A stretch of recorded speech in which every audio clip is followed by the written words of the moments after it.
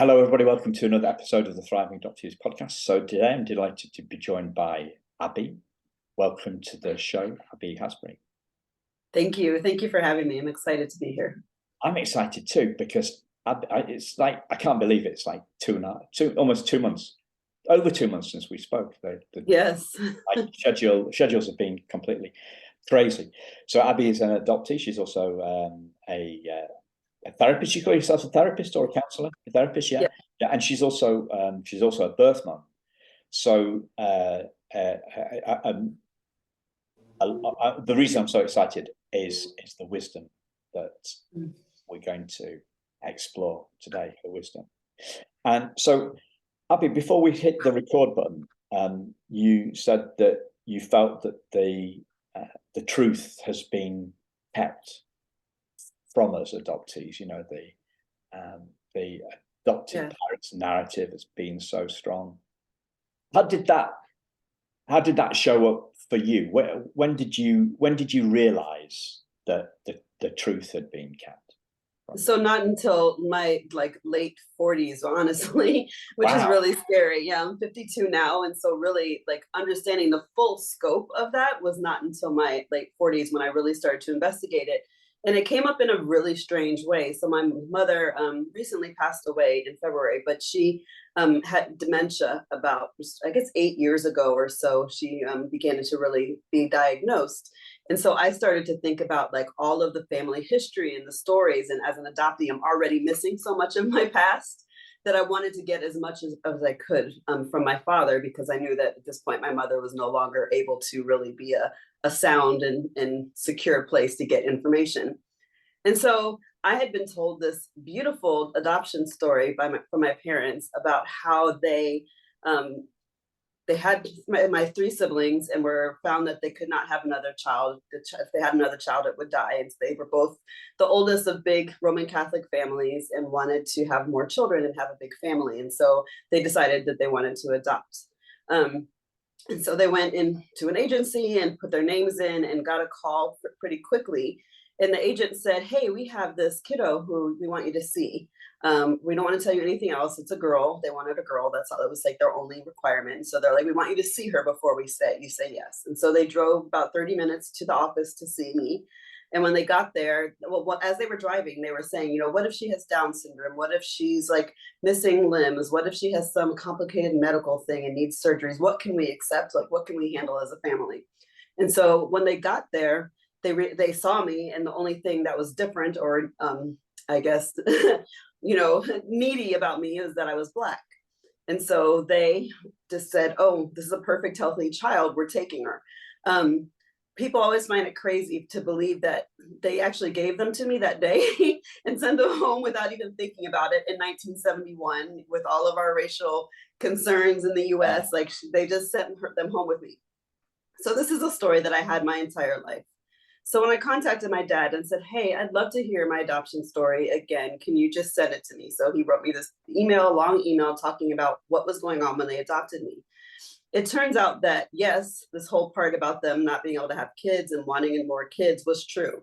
But what wasn't true was that they first tried to adopt a kid from Vietnam because they had friends in their community who adopted Vietnamese kids who had been orphaned during the war, specifically by American soldiers who impregnated women and then left, and then the kids were orphans.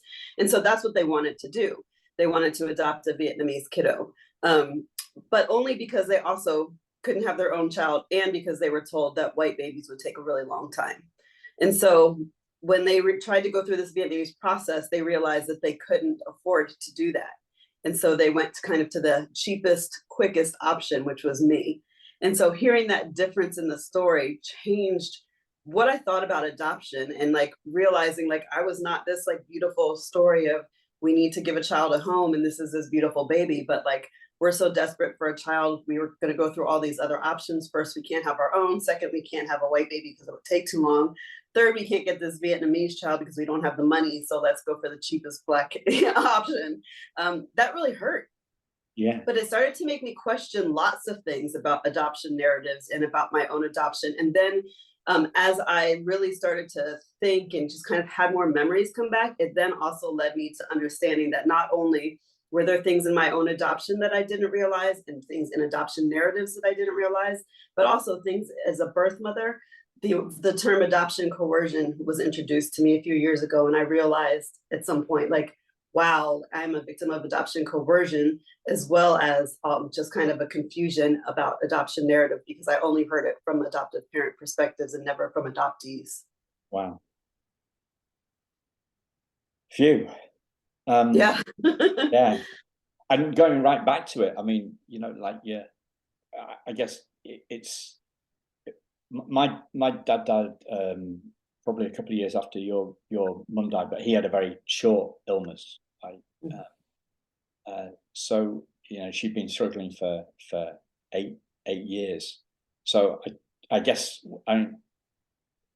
was that you had, what do you say to that? I mean, it's tough stuff anyway. Like, yeah. it's you know, those realizations at the end of a tough time, it must have all added to the. Yes. Yeah. No, her death was actually very recent. She died in February, just a few months ago. Yeah. And so, yeah, it's been hard. It's been hard to not be able to ask her about it, because she, of course, is the emotional kind of more historian of the family. And so learning this information after there's no chance for me to ask her about it, because she was so far into her dementia that she just couldn't have answered my questions. That was really hard. It was like a long death as opposed to kind of a quicker kind of thing. It was 8 years of kind of losing her and losing my story. I tell people that I call my 0 to 3 months, I was in a foster care placement somewhere, and there's no record of it that I have attained. And apparently that my parents, they say they don't either. And so I call that my dead period. And so, like, even thinking about the fact that I'll never be able to get that information, because what little bit she may have retained, I didn't get from her before she kind of forgot who she was. Yeah. You seem incredibly together with all this stuff, despite like it's a complete So definitely, while they did a lot of things wrong, my parents did a lot of things right. And one thing I'll say that they did absolutely right is to teach me that circumstances happen, that people fail. That doesn't mean that people are bad people. They just do the best with the circumstances they have. It doesn't mean that it's a reflection of you. It just means that these things happen. And so while like a lot of horrible things have happened and a lot of hard things have happened, I just see that as kind of living life. And like, I really believe in stories and narratives, and I can choose to tell myself that they were horrible people who kept information from me, or I can say they thought they were doing the best thing that they could with what they had at the time, and just accept that they thought they were doing the right thing by telling me this one story that wasn't necessarily true. And that's how I choose to look at life and people, is to choose that narrative with fill in the information to best support me as a person, as opposed to kind of telling myself negativities. Yeah. So the first thing comes to mind, the question is, what did you kind of not related to adoption, but what was your biggest learning about your mum's illness? What was the biggest things that you learned, that you saw for yourself, the realizations that you had? Because over that 8-year period, there must have been some big stuff coming up for you. So one of the things that I definitely realized, as specifically as an adoptee, is that a lot of my interactions with my parents, I did for them. When my mom came down when she had dementia, and I started to realize she didn't even remember if I called her or not, I realized that I had been calling for her and not for me, that I was okay not really talking to her. And part of that is because being a transracial adoptee, there is a part of my identity that they never know or never have understood, and just don't know me as a Black woman.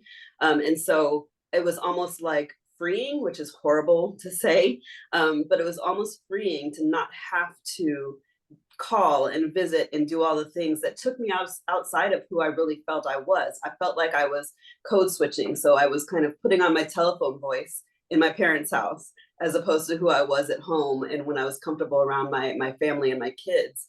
And so that's one of the biggest things I learned, is that I realized that I spoke to her a lot. I called her at least once a week, maybe twice a week, in my entire life. And with dementia, there wasn't really a point at some point. And I realized that I had been calling all those years and been in contact all those years because I knew she needed it, but I realized that I didn't, which was very freeing, but also kind of brought a little bit of guilt and shame. Yeah. I think one of the things that, you know, you're talking about these the narratives and the choice, and I think there's I put something on social last week which sums it up, and it was forgiving them frees us.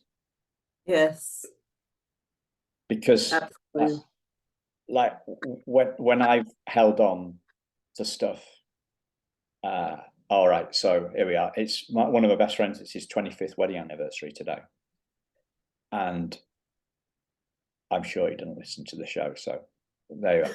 He's not adopted, right?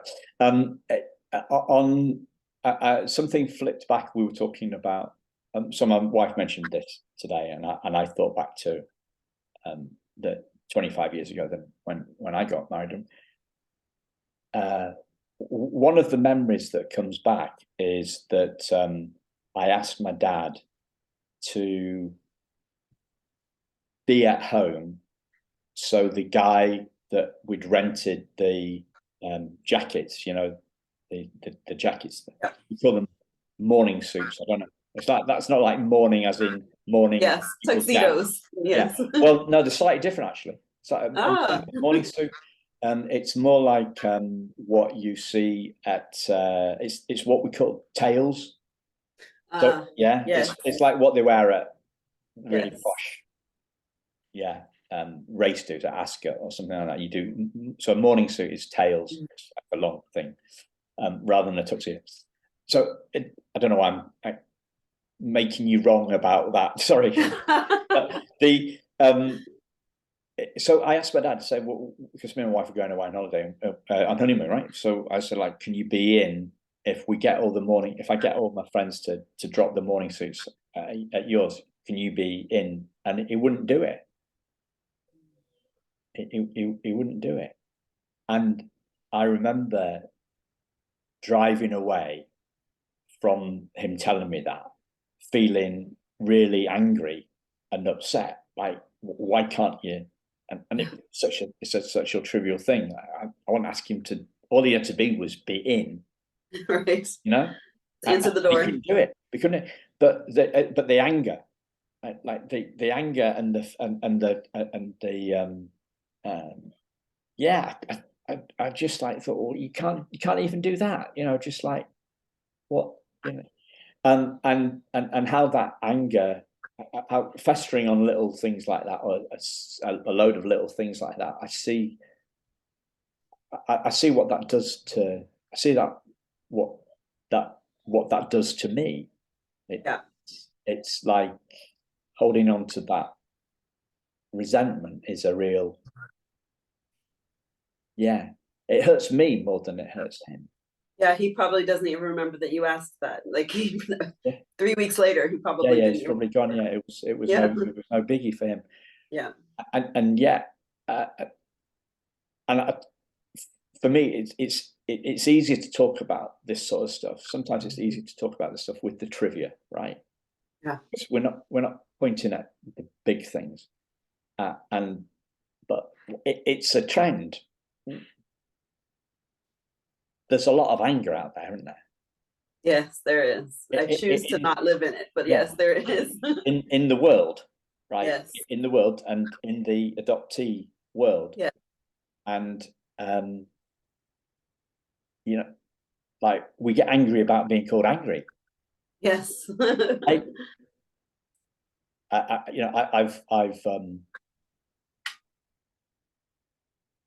done a lot of worrying about worrying. Yeah. You know? Yes, absolutely. And I think we have a right to be angry, but I don't think it necessarily serves us, and I don't think it necessarily serves our message.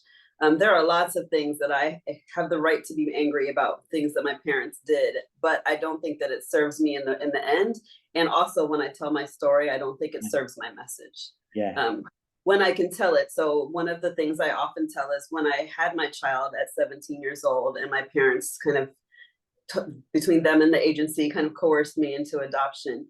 2 weeks after I had my son, they sent me to track camp at Penn State University for track camp. So it was just like, I've been through this huge traumatic event. I'm also not physically able to participate, so I have to lie about why I can't participate. I'm not healing, I'm not in therapy, I'm not with my family. They just send me away. And so when I tell that story, I'm like, yeah, I really should be still very angry about that. But I think that they did the best with what they knew how to do. They didn't know what to do about it. They were thrown a loop. I didn't tell them I was pregnant. My doctor finally told them at 7 months. So it was 2 months of decisions, and they didn't, have time to plan or think. I also was very shut down, so I didn't talk. So when I look back and think about, they probably thought she just wants to move on, so let's help her. Let's still send her to this thing that she loves doing every summer. And so, like, as a parent now, there's no way in hell I would do that to my child. But I don't think that they are the parents that I was. And so what's the point? Excuse me, what's the point of holding on to that anger now? Because I think they did the best with what they could and with who they were. There's a beautiful distinction there, and ability to see it. On one hand, it's justified, and on the other hand, right, it's not serving you. Yeah, I've never seen that before. I would be so if I was thinking about myself on that, or I was trying to write a blog post on that or whatever, right, I would say I would deny the justification.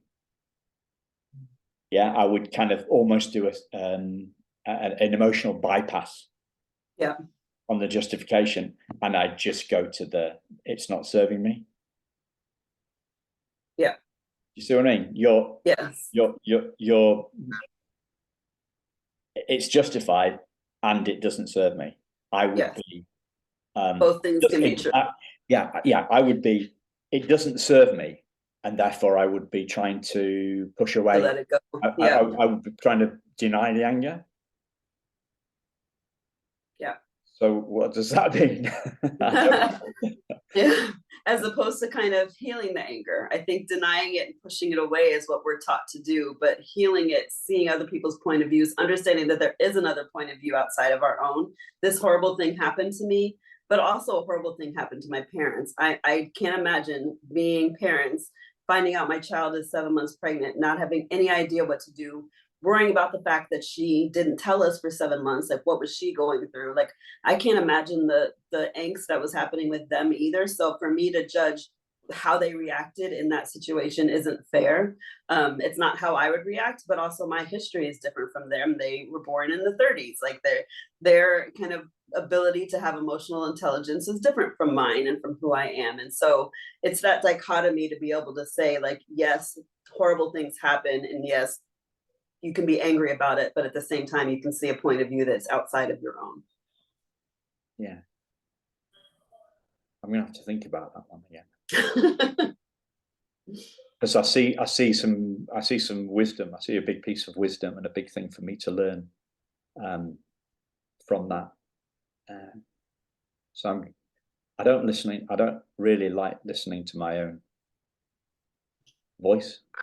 So I don't listen back to my podcast. I did think of something huge, though, and it may be too huge. So you said it doesn't serve us, and so where I was going, right? Okay, so let's tap into Abby's wisdom here. What does serve us as adoptees? So I think what serves us as adoptees is to find our own story, to develop our own narrative, to figure out what happened to us, how it's affected us, and then how we choose to then move forward with it. I have chosen to move forward. I did everything in my power to find both sides of my biological family because I knew that that was something that I needed to do. Even if I just saw pictures, I knew that I needed to do that in order to feel kind of who I am. And so that served me for sure. It served me to just put together wholes, to understand why it is that I can hear, like I can hear perfect pitch. And no one in my family has been musical. And so then finding out that my biological family is a family of musicians, like those, just kind of having those aha moments, like trying to understand there, so much of who we are is shaped by our experiences, and so much of who we are is shaped by our genes, our genetics. And so getting a little bit more understanding of what parts of me are genetics versus experience versus trauma has been absolutely something that served me. And then just forgiving, and not only forgiving, but forgiving and placing the blame where it belongs. And for me, I believe a lot of that blame belongs on the industry. I think that a lot of that blame belongs in capitalism. It belongs in entitlement.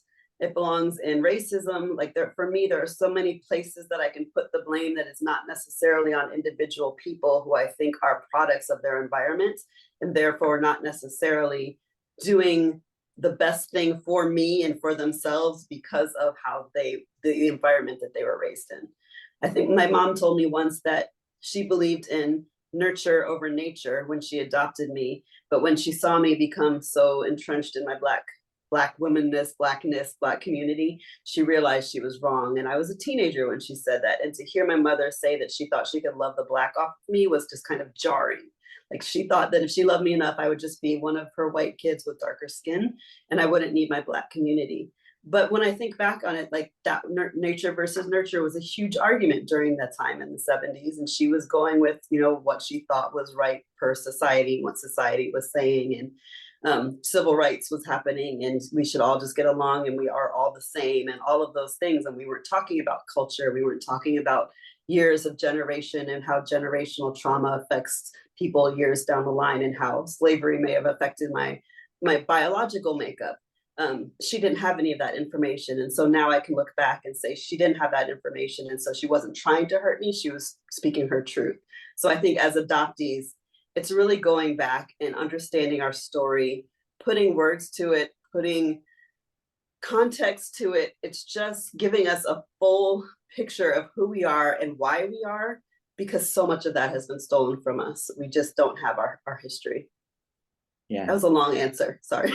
Yeah, it was big. It was big. So I kind of, there's maybe this is me just being too logical, black and white, but sorry about no pun intended. Yeah. On one hand we've kind of got the facts, right, and on the other hand we've got these kind of healing emotional moments. And how do they? Because I'm in the emotional healing camp, not the facts camp. Maybe I'm denying the importance of finding the facts. One really logical thing. I just did record another episode with a fellow adoptee, and for me, finding out that my birth mother had planned to have the baby adopted, to have me adopted before I was born, meant that on a logical sense, right, at a logical level, she didn't look at me and say, "I don't want this one." Do you know what I mean? Yeah. It wasn't personal. It wasn't personal. But this chap, Miguel, who I did the last recording with, that's how he felt. He felt that he didn't pass muster when she saw it. Yeah. So it's a difference. So the facts that fact had a logical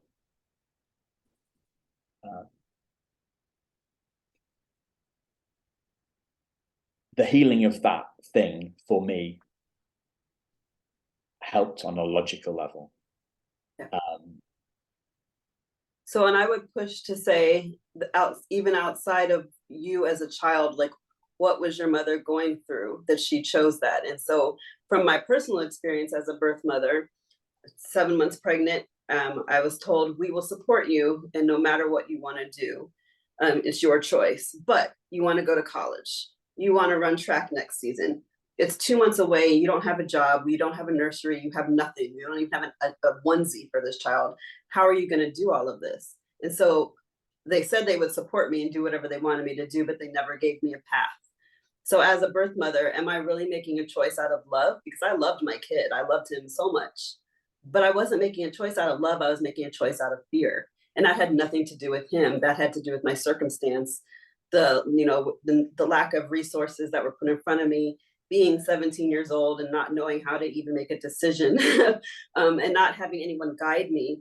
And every single time I changed my mind or thought to change my mind, my parents or the agency worker would say, well, remember, you want to go to college in another year. Remember, you want to run track. Remember, you don't have a job. Remember, you don't have any of these things. And here's this family with all of these things who want this kid more than anything. And this kind of thing just happened to you. And so while you can say, like, yes, she made that plan, but what was that plan? Like, what were her choices? What was her path? And so for me as an adoptee, thinking about my mother and her choices, I just assumed that it was a decision made out of fear. I don't know. While I found her, we haven't had a conversation. She doesn't want to talk to me, which tells me even more that there's shame and guilt and all kinds of things that are blocking her from like meeting me. And so that isn't about me. None of that decision was about me, and none of my decision was about my son. It was about the options that I had or didn't have, and it was all about fear. And yes, I loved him, and they say adoption is a decision of love. It is not. It's a decision of fear. Yeah. There's another dichotomy there, isn't there? The fact that we'll support you, but we won't support you. Yeah, very much so. We'll support you. So it's like they're saying the right things, but they're not actually telling the truth. Yes, which I didn't realize until probably 5-6 years ago, when I was having a conversation with my husband about when I placed my son. And I was like, you know what? Like, as a mom now, if I were to tell my child, even just a conversation about going to college, we'll support you. Here's what we're going to do per month. You know, this is how you're going to get back and forth if you go like 1,000 miles away. This is how, we laid out a whole plan. And so when I think now, like as a mother, when I looked back and talked to my husband about it, I was like, oh my God, like they really, that was adoption coercion. And every single time I was like, no, I don't want to do this. They threw back my own words at me about wanting to go to college and wanting to do all these things. And so, yes, they said all the right things, and they could go off and say, it was her choice. But it never was my choice. And I just assumed that that's what they needed to do to be okay with what they were doing. Wow. So one of the challenges that I'm having around this is the fact that I was brought up very honest, right? And so it sometimes gets me into trouble because I say what's on my mind, and do it. We don't do that. But also my dad used to. I say really weird things, like I just said to you. What did I say to you? And I apologize. I said, well, maybe it's just my point of view. I just said something a bit bloody weird, really, But my dad did that. Like, I learned that from him. I think he used to say things that were totally outrageous and didn't need saying. So the challenge I'm having is the dishonesty with which that jars with me. They're saying one thing, but they're not actually telling the truth, and this is pretty important stuff. Yes, but I don't think they were being dishonest, because I think they believed what they were saying.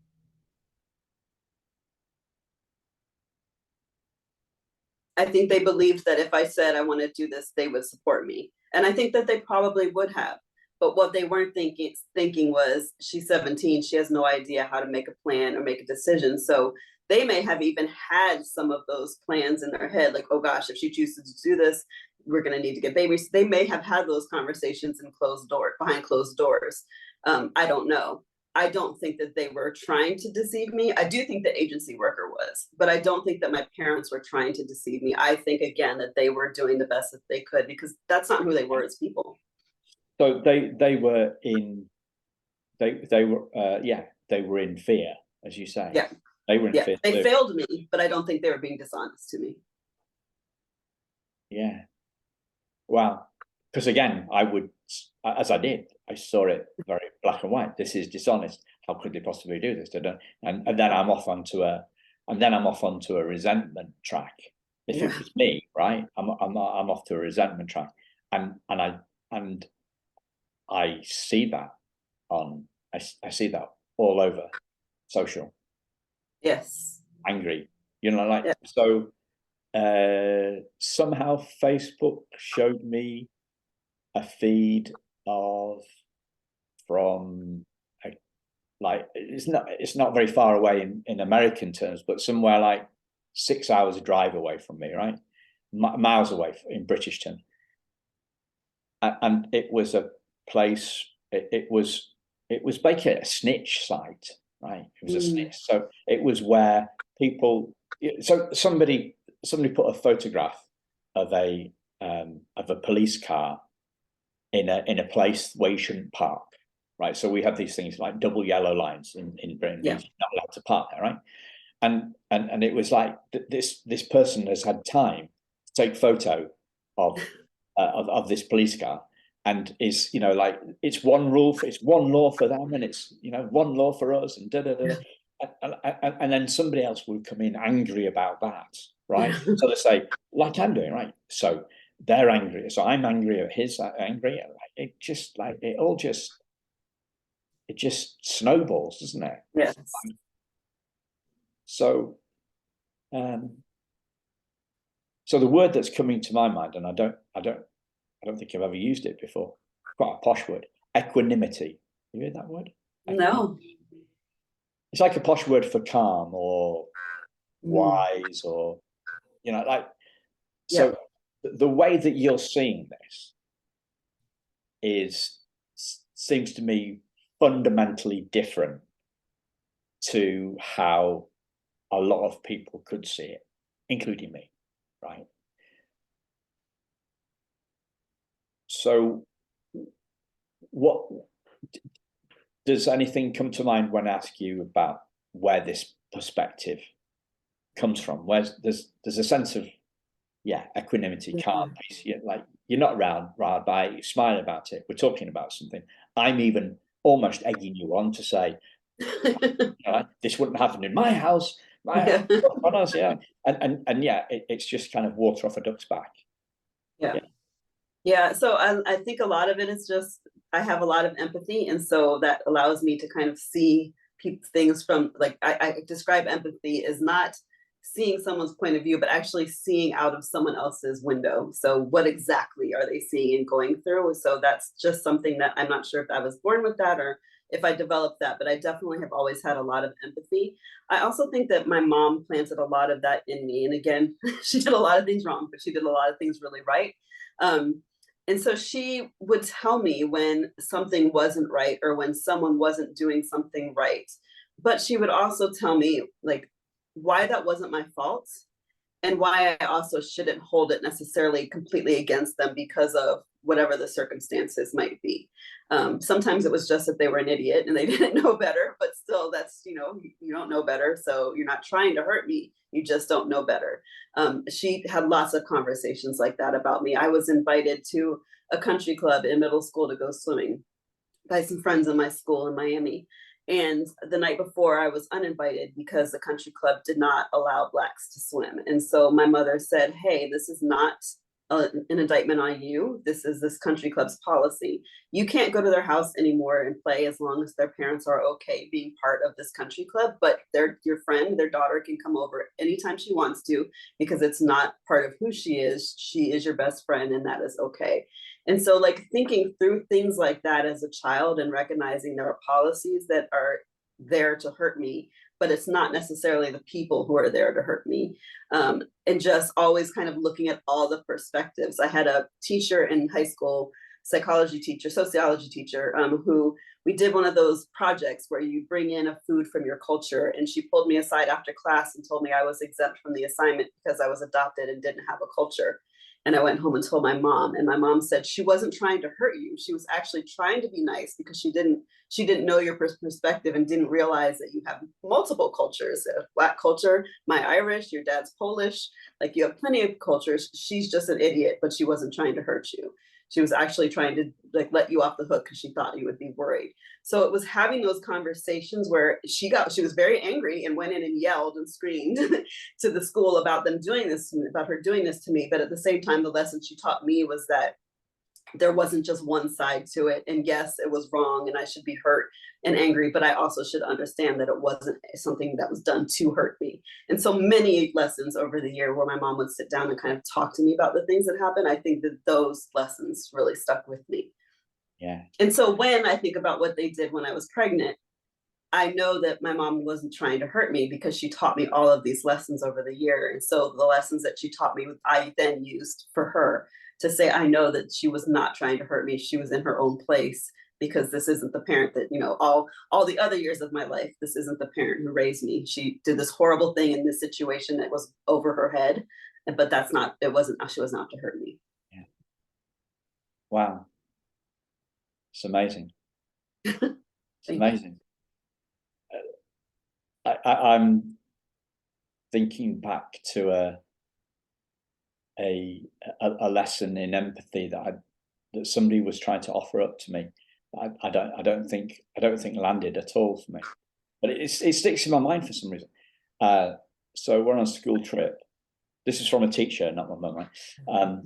We're on a school trip, and I had lost my backpack. So I was late getting on the bus home, and it was like 2 hours from school.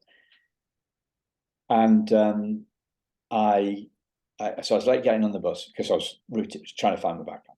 And as I walked up the aisle of the bus, some kid sneered at me about the fact that I'd lost my what you call backpack, we call them ruts, actually. And I just punched him out of anger, mm-hmm. And the fact that he could sneer at my crappy predicament, right? It just totally instinctive. And his teacher came to see me, and she said she saw what happened, and she said, just because you're having a bad day, Simon, you don't need to make other people have a bad day. Mm. And I was about, so this was when I was about 11 or 12, something like that. But I don't think I don't think I had the empathy, the grounding in empathy. Yeah. that your mum nurtured within you. I want to change the subject kind of slightly.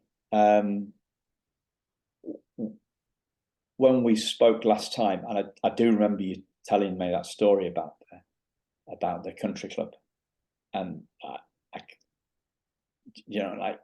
British racism is very different to American racism.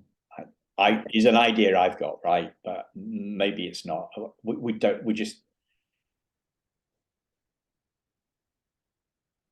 Well, to my knowledge, we've never had any laws of segregation. Yeah. So I would say perhaps emotionally, it's similar.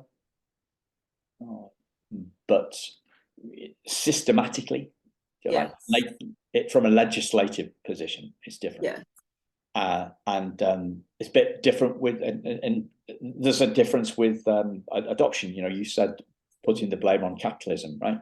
So in the UK, if you adopt domestically, you don't pay money. The government funds adoption agencies. Adoption agencies don't collect checks, which I think that capitalism side, yeah, fuels adoptees' anger. Yes, Definitely, yes, definitely. absolutely. And from my own perspective, when I happened to see prices, adoption agency prices last year sometime, and different prices for different colours. Yeah, I felt sick. I felt sick of that. One of the things that we talked about last time was, or before we started recording today actually, is the fact that you see some self-hate within adoptees, and you talked about that not being something that you had, but that people tried to get you. People were trying to lead you down that aisle?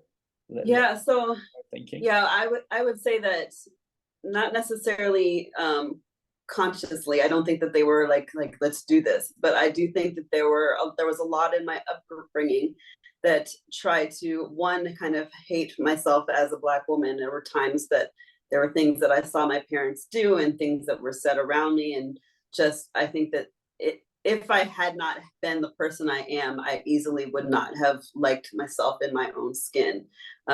Yes, and I think that just the industry, just the verbiage around adoption, the things that we see in the media about adoption, just the like adoptees that we see on television and in movies, like all of those things bring on kind of a shame that about being adopted in general, and then the shame of just being an African American woman in the society, and specifically in white society where I spent the majority of my time. All of those things I think really would have bred a deep self-hate in me. And as a therapist, it's something that I've seen has actually taken a hold of some of my clients, and in not feeling comfortable as a Black woman in a room full of Black women because you're afraid of being accepted and not being accepted, and just the adoption language in general, and that anger that we feel, that adoptees feel. Some of that I believe is really from that kind of belief that you weren't good enough, that you were unwanted, that you were discarded and rejected, and all of that self-hate that comes.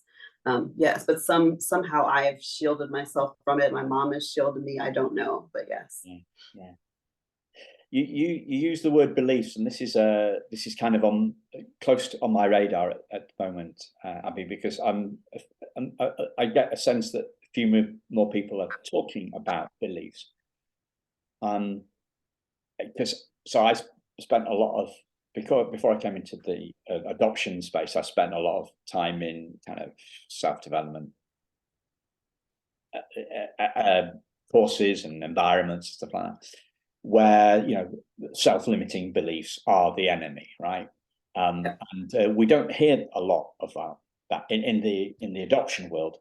We don't hear a lot about beliefs. It's mainly about trauma. So that's my take on it. Would you agree with that, or do you think maybe I'm just not aware of them saying with this belief stuff?